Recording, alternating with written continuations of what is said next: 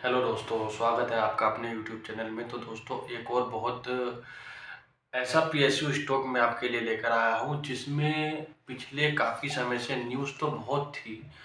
Order booking की वजह से भी ये बहुत ज़्यादा भाग चुका है। लगातार लगभग पिछले 6-7 महीने से लगातार इसके अंदर तेज़ी बनी हुई थी दोस्तों।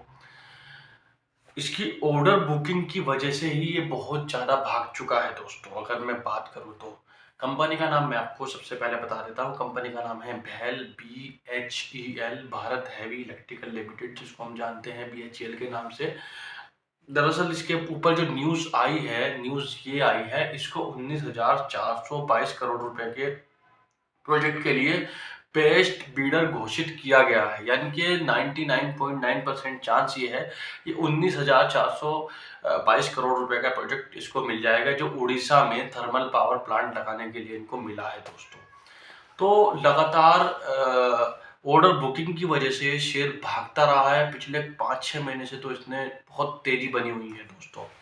अगर मैं इसके फंडामेंटल और टेक्निकल की बात करूँ, हम फंडामेंटल भी इसका चेक करेंगे और टेक्निकल भी चेक करेंगे और ये एनालिसिस करने की कोशिश करेंगे, क्या इसमें हम एंट्री ले सकते हैं, इसमें क्या किया जा सकता है, क्या नहीं किया जा सकता है। न्यूज़ तो इसके ऊपर बहुत ज़्यादा पॉजिटिव रही हैं पिछले काफ़ी समय से, बट जब इसका हम फंडामेंटल चेक करते हैं और टेक्निकल चेक करते हैं, तो कहीं ना कहीं वहाँ से हमें एक डिसीजन पर पहुँचते हैं, एक निर्णय पर पहुँचते हैं कि इसको हमें इन्वेस्टमेंट करना चाहिए या नहीं करना चाहिए। स्विंग ट्रेडिंग के लिहाज से भी हो, चाहे वो लॉन्ग टर्म के लिहाज से भी हो। हालांकि पिछले 6-7 महीने से 8 महीने से लगातार ये भाग रहा है। तो चलिए दोस्तों, बिना देरी किए वीडियो को शुरू कर देते हैं। सबसे पहले हम इसका फंडामेंटल चेक कर लेते हैं। अगर मैं इसके फंडामेंटल की बात करूँ, 70,000 करोड़ की इसकी मार्केट कैपिटल है। और अगर इसके पी वैल्यूएशन की बात करूँ, बहुत ही ज़्यादा महंगा, मैं कहूँगा लगभग 100 से भी उसका ऊपर इसका पी मुझे नज़र आ रहा है। प्राइस टू अर्निंग रेशियो बहुत ज़्यादा महंगे भाव पर ये मिल रहा है। अगर मैं बात करूँ इसके आरओसीई की और आरओई की, आरओसीई इसका लगभग 3.5 का है और आरओई इसका लगभग 1.5 का है। इतना महंगा, पहले तो इतना महंगा वैल्यूएशन इसका, ऊपर से आरओसीई आरओई कुछ भी नहीं। अगर इसका आरओसीई आरओई अच्छा होता, भले महंगे वैल्यूएशन पे मिल रहा है, 70 का पी होता, 80 का पी होता, तो भी बात समझ में आती। लेकिन यहाँ महंगे वैल्यूएशन के साथ साथ इस पे return on equity, return on capital employed भी मुझे कुछ खास नजर नहीं आ रहा है। यहाँ पॉजिटिवनेस नजर नहीं आती बिल्कुल भी। अगर मैं इसके क्वार्टरली रिजल्ट की बात करूँ, क्वार्टरली रिजल्ट भी इसके लास्ट पास्ट के मैं बात करूँ, अगर जून क्वार्टर की चाहे मैं बात कर लूँ, चाहे मैं सितंबर क्वार्टर की बात कर लूँ, वो निगेटिव ही रहे हैं दोस्तों।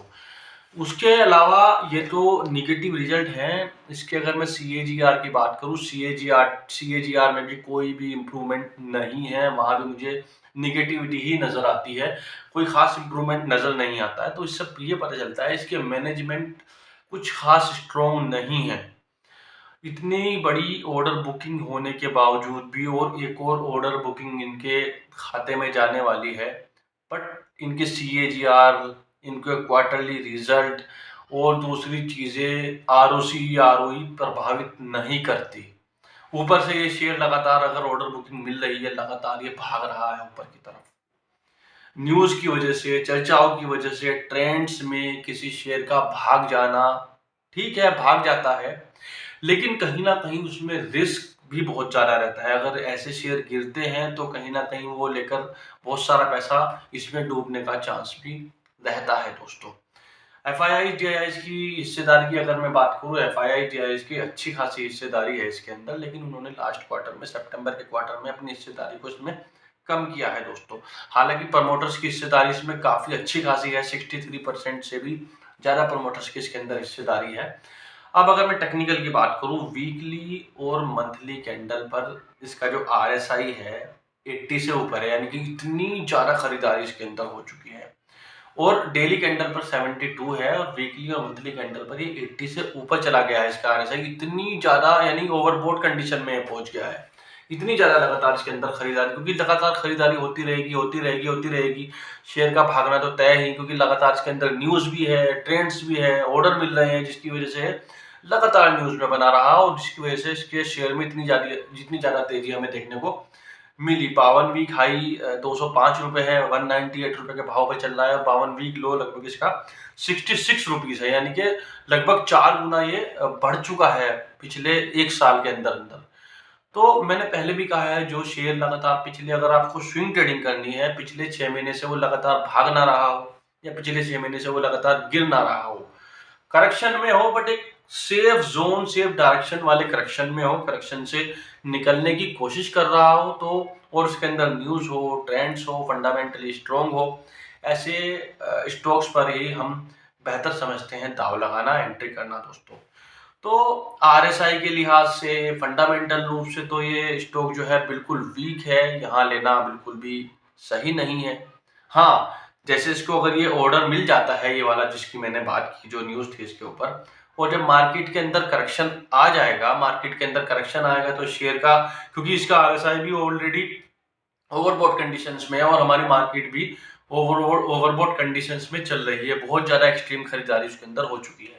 मार्केट के अंदर करेक्शन आएगा, करेक्शन मार्केट के लिए हेल्दी माना जाता है, मैंने पहले भी कहा है, बार बार मैं कहता हूँ।